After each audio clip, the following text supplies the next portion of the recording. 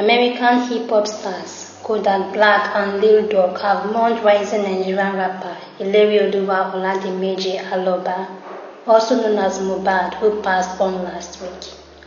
Mourning the 27-year-old in an Instagram live session, Kodak Black said he just came across Mohbad's social media page a few days before the unfortunate event.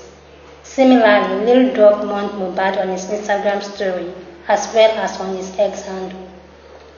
A former associate of Naira Marley, Abubakar Musa, popularly known as Gucci Brand, has said he disconnected with the Marlian music record label owner and ran for his life in 2019.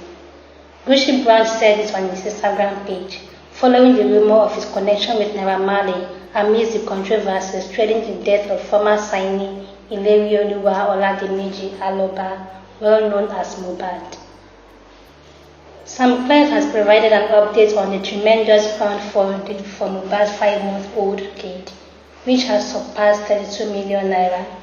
Recall that Mohbad died on September 12, 2023, leaving behind his wife Wunmi and their 5-month-old son. Charitable Nigerians have come together to raise millions of naira for the singer's child's care. Who exactly is Naira Marley?